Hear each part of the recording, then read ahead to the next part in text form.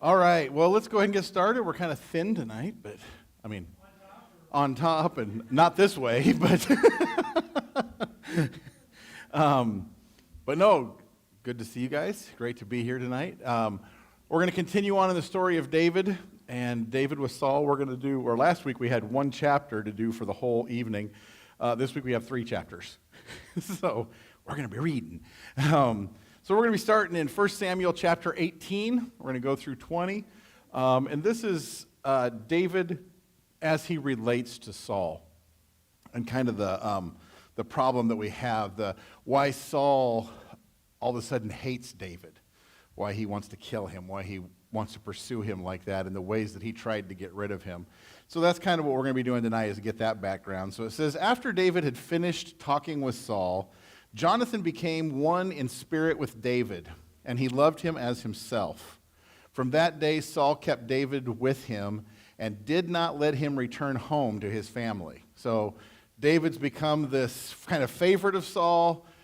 Jonathan, his son, is, right there, good friends with David. They become like one in spirit, and he says, this is great. And Saul says, I'm going to keep you here with me. This is after the Goliath thing, somewhere in that period. And so it says, and Jonathan made a covenant with David because he loved him as himself. Jonathan took off the robe he was wearing and gave it to David, along with his tunic and even his sword and his bow and his belt.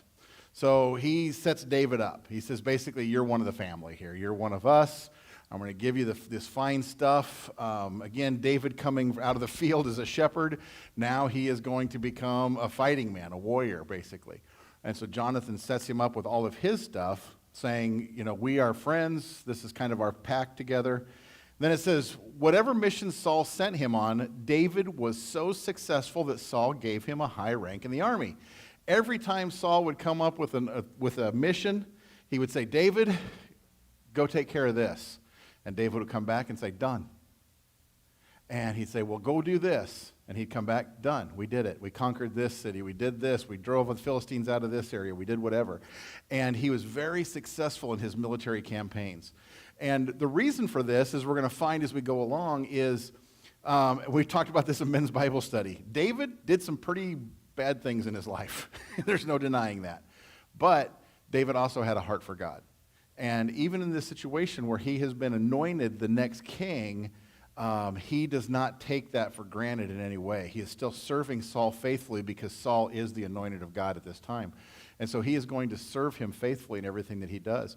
And he gives the glory back to God. We're doing Psalms right now in men's Bible study, and that's the consistent thing in David and his Psalms. He's like, I beat this enemy, and this week it was I beat him, and I ground him to like dust in the wind, and I stomped him in the streets like mud. But it was you, God, who did this. And he always goes back to that. David, same thing here. Saul would give him an assignment and say, go out and fight the Philistines here. And David would follow God's direction and go out, and he would be victorious because he was giving the glory back to God, and he was relying on God for those victories. And so what Saul's seeing is very victorious, very good fighting man. David is doing it for Saul because of his devotion to God and to God's anointed. So it says, this pleased all the troops and Saul's officers as well. When the men were returning home after David had killed the Philistine, the women came out from all the towns of Israel to meet King Saul with singing and dancing. So here comes Saul. This is after Goliath. Saul's coming back into his own hometown area, and the women come out and they start dancing and singing, oh, Saul, the king has returned. Here, Saul.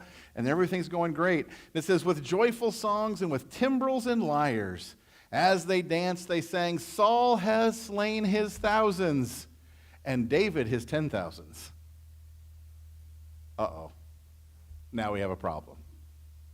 Because Saul does not want to be overshadowed by David.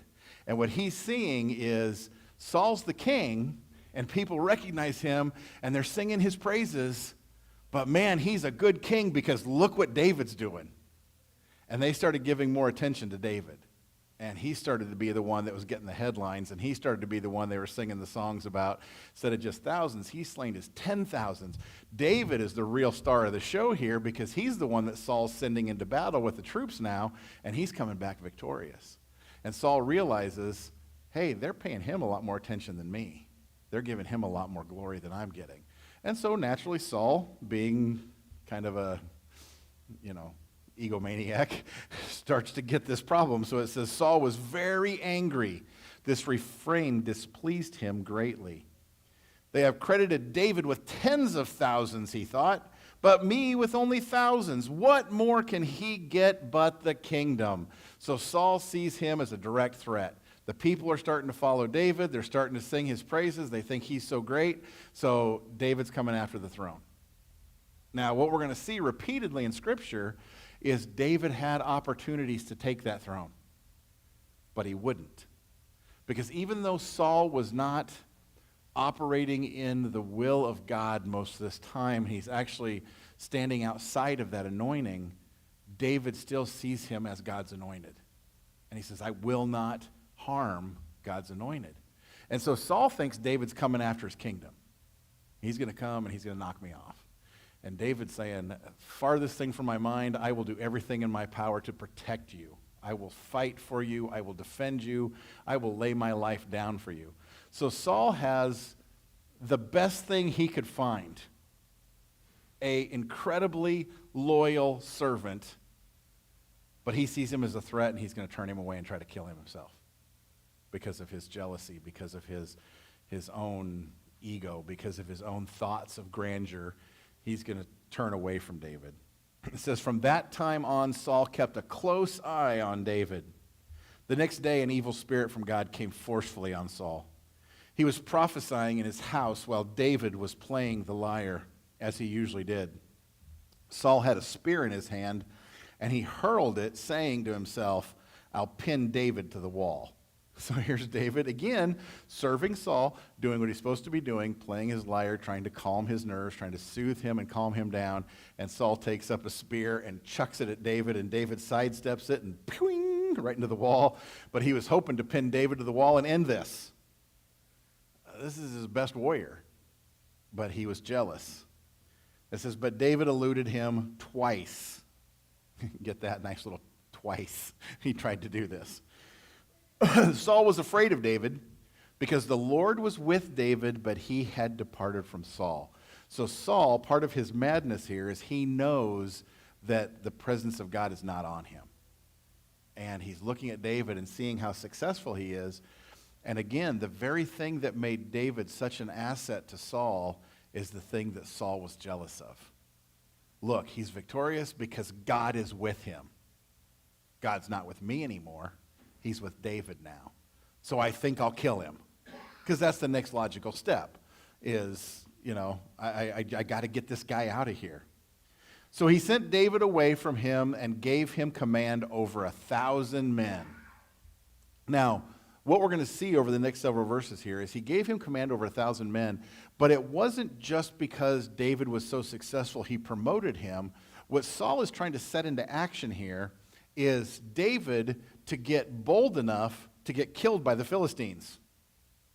This is real similar to what we saw David do with Uriah the Hittite after Bathsheba. But he's like, I'm going to put him in charge of 1,000 men, and I'm going to start sending him on these suicide missions, basically.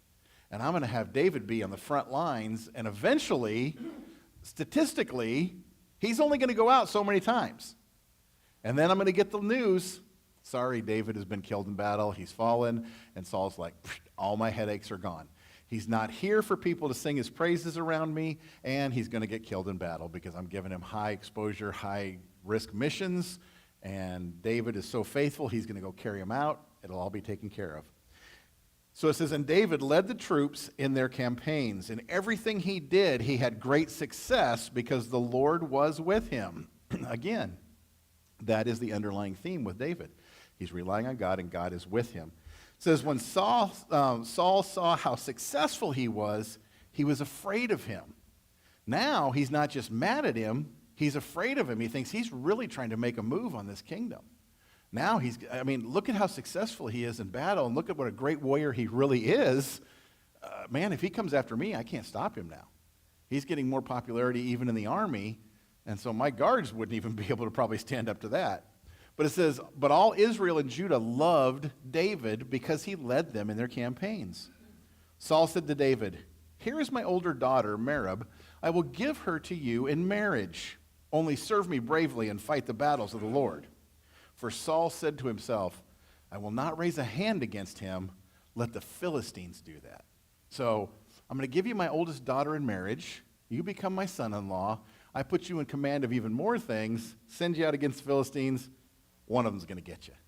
Because the Philistines hate David. He killed Goliath. So he's no friend of theirs. And so he's like, eventually, I'm going to get this guy. But David said to Saul, "Who am I? And what is my family or clan in Israel that I should become the king's son-in-law?" So when the time came for Merab, Saul's daughter, to be given to David, she was given in marriage to Adriel of Meholah. Now, this is kind of an interesting thing, but David is basically saying, when the people came to him and said, "Saul's going to give you his oldest daughter in marriage," David says, "Who am I and what is my clan?" It's kind of a nice poetic way of saying, I'm not in that social status. I don't have the dowry for something like this. I'm not a man of means like that. And to marry the king's daughter means I would have to put up my own money for this, to do this, and I don't have a position. I'm a soldier, but that's not who I am. So even in that statement, David is saying, I'm not all that. Where Saul keeps seeing him as this great threat, David is not even willing to take on enough recognition of himself, even after killing Goliath, even after being so successful in battle. David still does not see himself worthy of being in the house of the king. He himself is anointed to be the next king. But he says, no, that's not my place. That's not where I should be. Now Saul's daughter, Michal, was in love with David, and when they told Saul about it, he was pleased. He said, my first daughter's gone, but I got another, and we can do this. I will give her to him, he thought, so that she may be a snare to him, and so that the hand of the Philistines may be against him. He says, I'm going to get him to marry into my household. They're going to hate him even more. I'm going to keep sending him out into battle. They're going to be looking for this guy. If I make him the son-in-law of the king, in a battlefield, he's a target. So now not only is he on the front lines, he's going to be the one that everybody's looking at. He's basically one of the king's sons. He's a son-in-law, so there's a target. It's like putting a general out there in the front lines. And so Saul's like going, man, this is getting better and better. I will get this guy. So he says, I'm going to have him marry my daughter. But again, he's got that little hang-up of David doesn't have the dowry. He doesn't have the position. He doesn't have the status. So Saul said to David, now you have a second opportunity to become my son-in-law.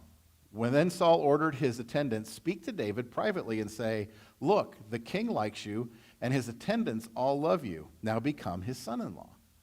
They repeated these words to David, but David said, do you think it is a small matter to become the king's son-in-law? Do you know what goes into that? I don't have that kind of resource. And it says, I'm only a poor man and little known. Which is funny because, again, people are singing praises to David as he comes into town, but David still sees himself as the underdog.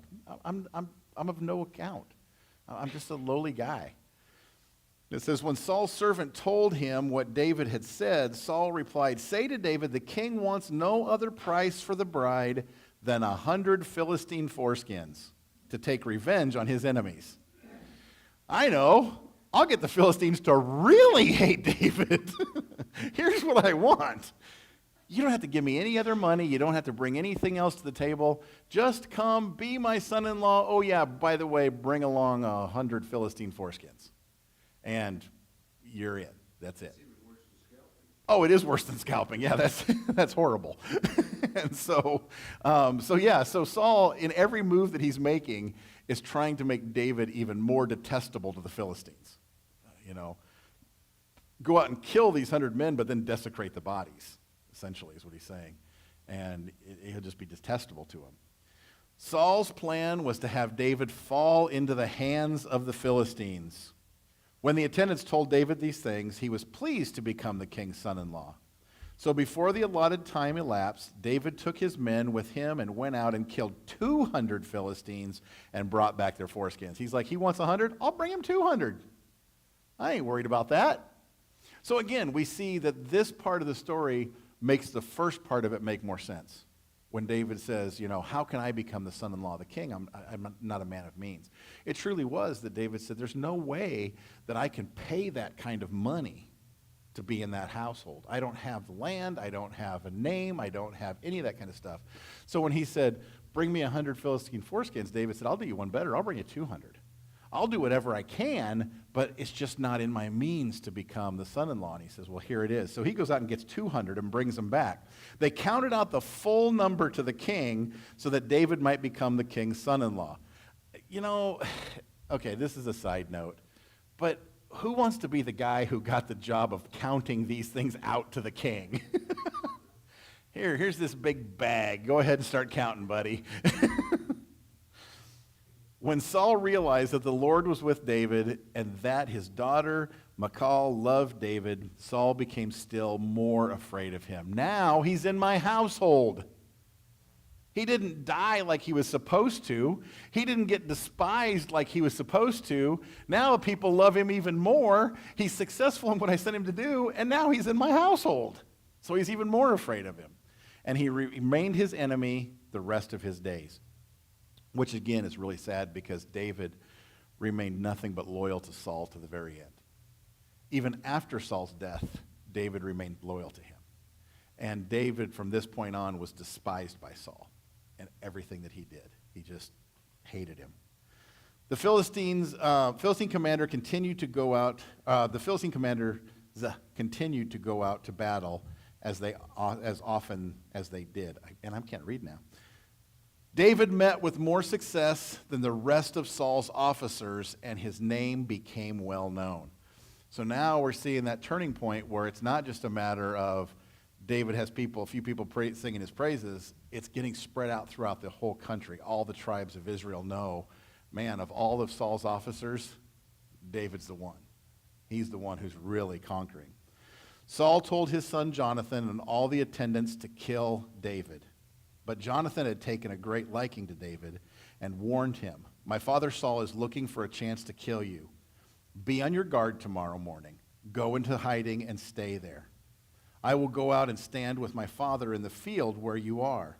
I'll speak to him about you and will tell you what I find out. Jonathan spoke well of David to Saul, his father, and said to him, let not the king do wrong to his servant David. He has not wronged you, and what has he done? What he has done has benefited you greatly. He took his life in his hands when he killed the Philistine. The Lord won a great victory for all Israel, and you saw it and were glad. Why then would you do wrong to an innocent man like David by killing him for no reason? He said, Dad, what has David ever done to try to take your throne? What has he done to try to take your position? Or when has he even done something against you, even talked back to you, or not fulfilled your deals? He went out and risked his own life to kill the Philistine giant. And now he's here faithful to you in everything that he does, and you're not seeing it. You're blinded by this hate. So you need to get over this. And it says, Saul listened to Jonathan and took this oath. As surely as the Lord lives, David will not be put to death. So here's Saul's oath. We'll see how long that lasts. So Jonathan called David and told him the whole conversation. He brought him to Saul, and David was with Saul as before. Once more, war broke out, and David went out and fought the Philistines. He struck them with such force that they fled before him. But an evil spirit from the Lord came on Saul as he was sitting in his house with his spear in his hand. While David was playing the lyre, Saul tried to pin him to the wall with his spear. But David eluded him as Saul drove the spear into the wall. That night, David made good his escape. So it didn't take very long before Saul changed his mind again, tried to pin him to the wall. Now, whether this is a recount of one of the events that we saw earlier, or if this is a separate, a third at least attempt to pin him to the wall. It's not real clear, but we know there were multiple attempts on David's life. And David kept coming back and being faithful to Saul, and Saul kept trying to kill him. Even though he said, I won't, it's all good, he still tried. So Saul sent men to David's house to watch it and to kill him in the morning. Saul said, you know what? Enough. I know where David is. He's married to my daughter. I'm just going to send my men over to his house, and when David comes out of his house in the morning, they're going to kill him. It's going to be done. It says, but Michal, David's wife, warned him, if you don't run for your life tonight, tomorrow you'll be killed. So Michal let David down through a window, and he fled and escaped. Then Michal took an idol and laid it on the bed, covering it with a garment and putting some goat's hair at the head. Now, this is a confusing thing. Most of the time when we think idols of this time, I think we think of smaller objects. And I think the translation, the way they've translated this out of the Hebrew, I mean, technically it is an idol, but I think it's more of a statue. Now, there was some gray area in the Jewish people in this time period because they wouldn't have had an idol in their house necessarily. Now, we saw that in the time of the kings. We saw that the time of Abraham where they did have idols, actual idols that they worshipped. But in this time period, from archaeology and stuff, they found that they did sometimes have representations of people that they didn't consider gods or those kind of idols, and they saw them to be nothing. They were statues, essentially. And so I think that's probably more what this is it's technically an idol because it's an image of a person or whatever, a graven image. But I think it's probably more of a statuary type thing that was about the same size as David or some kind of a statue like that. And then she put goat's hair on it, covered it up in bed, and said, that's David. Kind of the Alcatraz escape thing, you know, put a little bit of real hair on top of the plaster of Paris head, and there you go. And then put it in bed, put a cover over top of it, and that's David sleeping in there. So don't wake my stone husband, because he's trying to hide. And this next part, my wife was laughing, and she goes, how times have changed. Because it said, when Saul sent the men to capture David, Michal said, he is ill. Then Saul sent the men back to see David and told them, bring him up to me in his bed so that I may kill him. The first time the guards went to his house, they went in there, and all his wife had to say is, oh, I'm sorry, David's ill. And they went, oh, okay. They left. So they go back to Saul, and Saul goes, I don't care if he's ill. I want to kill him.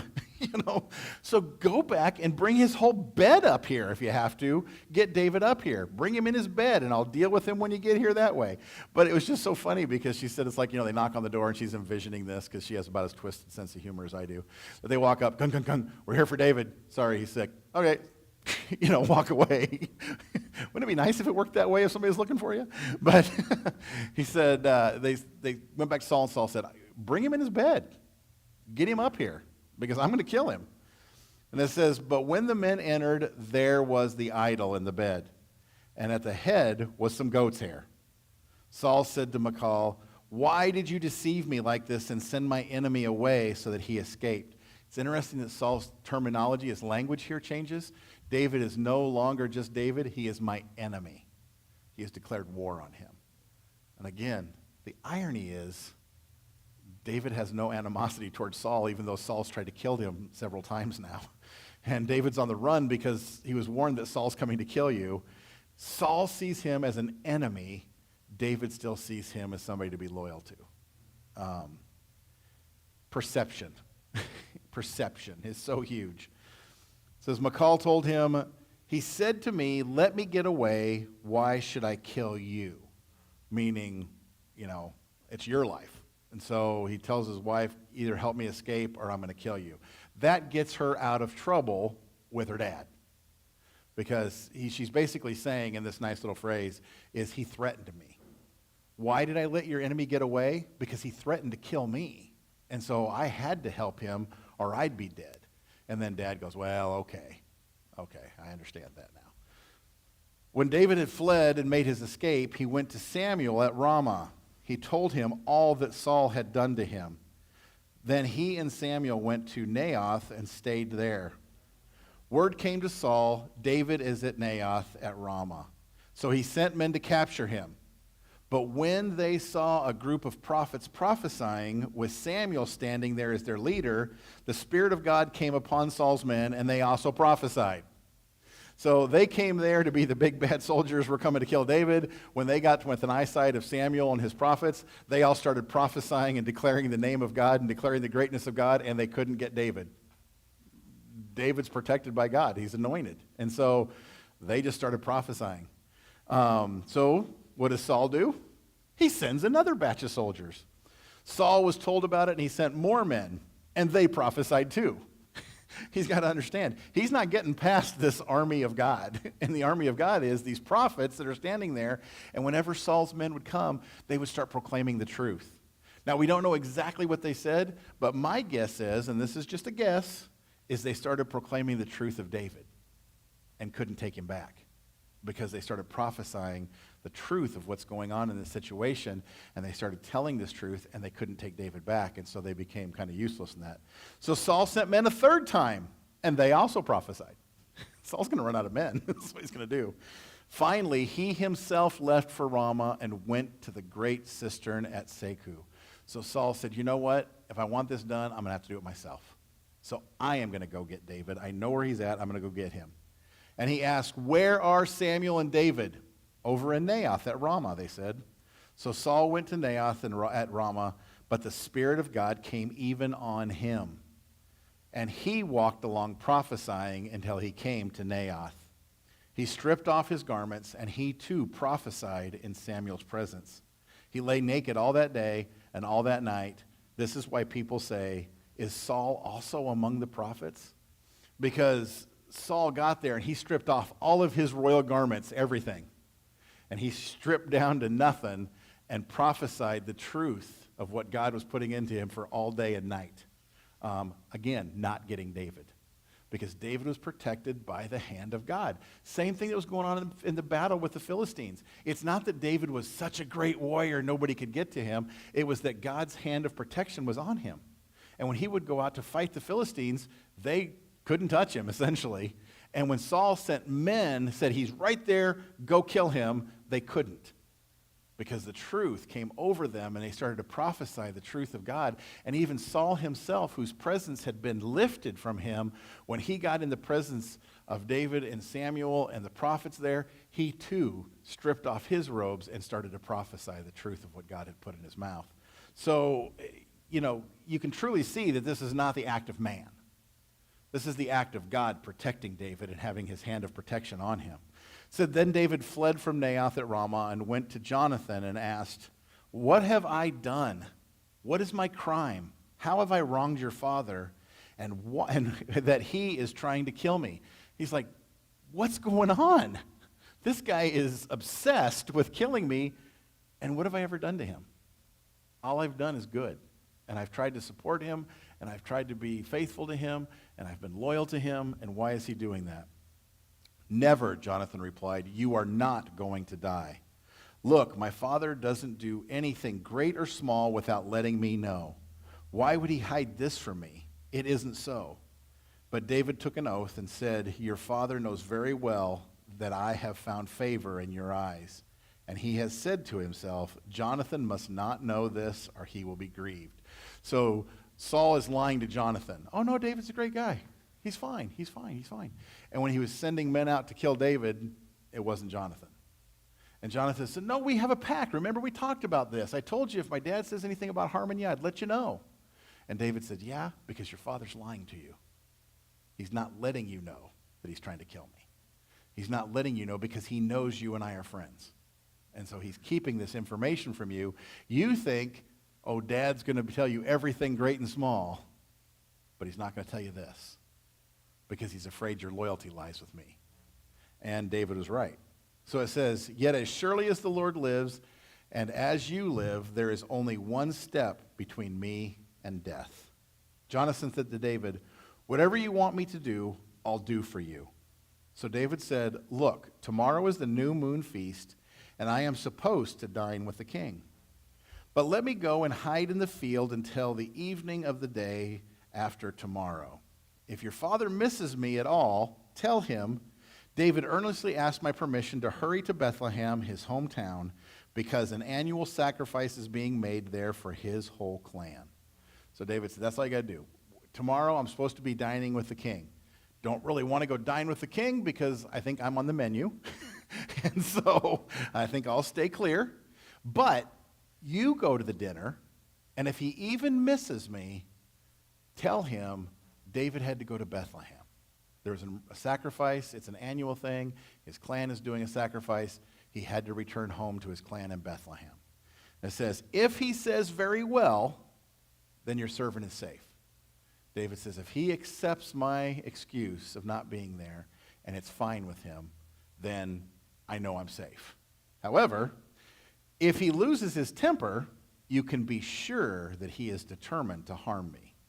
As for you, show kindness to your servant, for you have brought him into a covenant with you before the Lord. If I am guilty, then kill me yourself.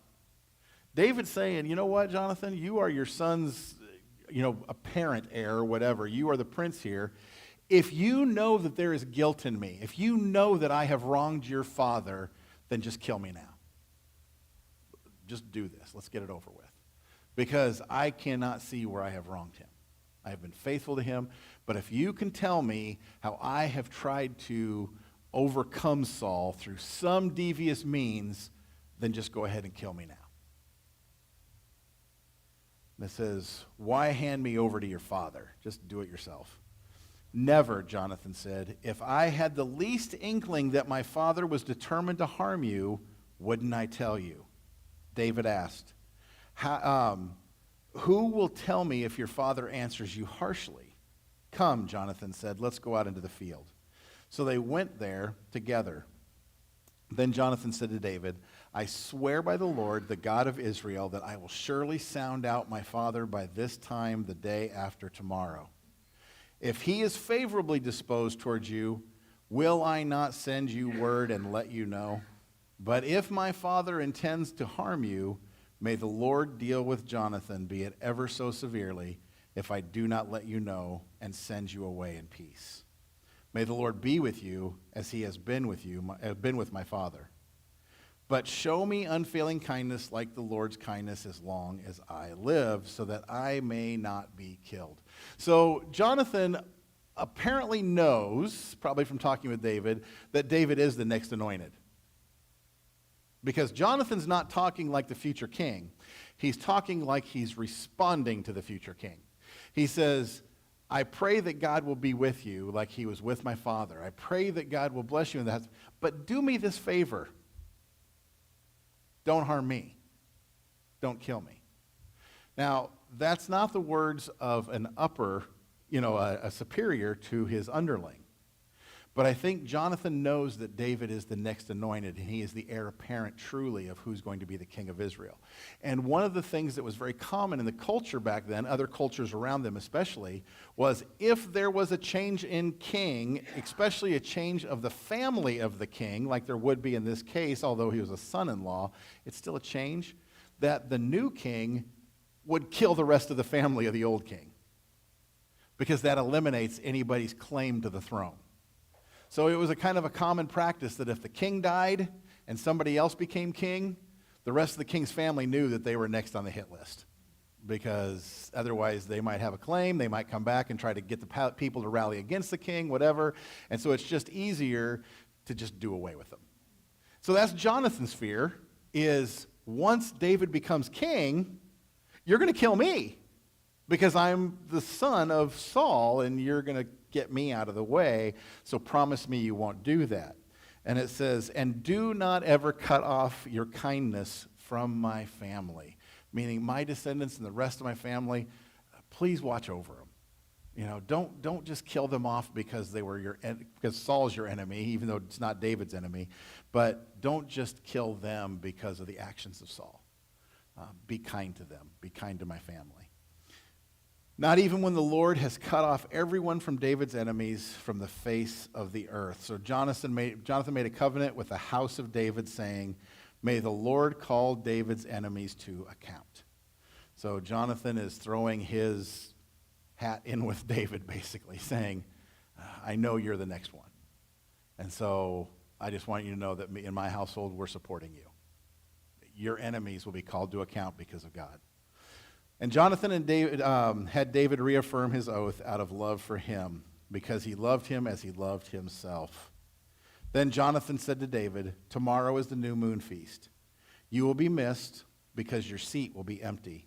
The day after tomorrow, towards evening, go to the place where you hid when this trouble began, and wait by the stone Ezel. And Ezel, probably a particular place, so he would recognize, this is where I want you to go. Go stand at this marker stone in that area, but be in that vicinity where you've hid before. It says, I will shoot 3 arrows to the side of it, as though I were shooting at a target. Then I will send a boy and say, go find the arrows. If I say to him, look, the arrows are on this side of you, bring them here, then come, because as surely as the Lord lives, you are safe. There is no danger. But if I say to the boy, look, the arrows are beyond you, then you must go, because the Lord has sent you away. And about the matter you and I discussed, remember, the Lord is witness between you and me forever. So David hid in the field, and when the new moon feast came, the king sat down to eat. He sat at his customary place by the wall opposite Jonathan. And Abner sat next to Saul, but David's place was empty. Saul said nothing that day, for he thought something must have happened to David to make him ceremonially unclean. Surely he is unclean. But the next day, the second day of the month, David's place was empty again. Then Saul said to his son Jonathan, why hasn't the son of Jesse come to the meal, either yesterday or today? Jonathan answered, David earnestly asked me for permission to go to Bethlehem. He said, let me go because our family is observing a sacrifice in the town, and my brother has ordered me to be there. If I have found favor in your eyes, let me get away to see my brother. That is why he has not come to the king's table. Saul's anger flared up at Jonathan, and he said to him, you son of a perverse and rebellious woman. Now, that's the really nice way of calling him a really bad name. These are fighting words. This is worse than a your mama. And he's saying, you. And so Jonathan knew Saul's lost it. His anger has flared up so greatly, he is cursing his son. And it says, don't I know that you have sided with the son of Jesse to your own shame and to the shame of your mother who bore you? As long as the son of Jesse lives on this earth, neither you nor your kingdom will be established. Now send someone to bring him to me, for he must die. You can't get much clearer than that. Jonathan is not living in denial anymore, because Saul said in so many words, he will die. Bring him here. You will have nothing as long as David lives. So get somebody to bring him here. Why should he be put to death? What has he done? Jonathan asked his father. But Saul hurled his spear at him to kill him, his own son. Then Jonathan knew that his father intended to kill David. Jonathan got up from the table in fierce anger. On that second day of the feast, he did not eat, because he was grieved at his father's shameful treatment of David. In the morning, Jonathan went out into the field for his meeting with David. He had a small boy with him. And he said to the boy, run and find the arrows I shoot. As the boy ran, he shot an arrow beyond him. When the boy came to the place where Jonathan's arrow had fallen, Jonathan called out after him, isn't the arrow beyond you? Go. Then he shouted, hurry, go quickly, don't stop. So the first part is the signal. The second part is the message. David, get out of here. It's worse than we thought. The boy picked up the arrow and returned to his master. The boy knew nothing about all this. Only Jonathan and David knew. Then Jonathan gave his weapons to the boy and said, go carry them back to town. After the boy had gone, David got up from the south side of the stone and bowed down before Jonathan 3 times with his face to the ground. Then they kissed each other and wept together, but David wept the most. Jonathan said to David, "Go in peace, for we have sworn friendship with each other in the name of the Lord, saying, 'The Lord is witness between you and me, and between your descendants and my descendants forever.' Then David left, and Jonathan went back to the town." Whew, they made it. So, again, we see through this not only this struggle inside of Saul that Samuel prophesied about when Saul was disobedient to God, but we see this struggle there with David, who his desire is to continue to serve. It's God's anointed. I'm going to serve my king. I'm going to serve his family. I'm going to serve this kingdom. I'm going to serve God and Israel through all the things that I do. And again, was David perfect? No, probably not. But he didn't do anything to try to dethrone Saul. He didn't do anything to try to take his kingdom or try to take his position. But he was faithful to him. But Saul was so blinded by his jealousy and his rage, he missed the reality around him.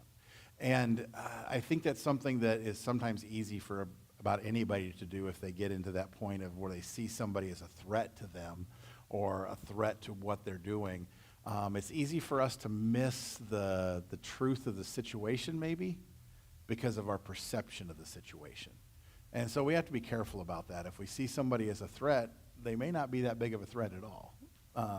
Not saying that there isn't people out there trying to, do wrong to other people, but we just need to make sure we're perceiving it right. But in this situation, David was still faithful to Saul even when Saul wanted to kill him.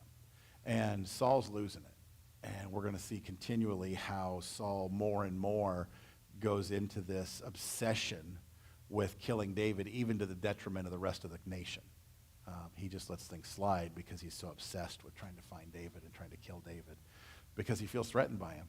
And in this situation, in this story, the sad thing is it was Saul's own desire to be great that led him to disobey God and put him on this course of destruction.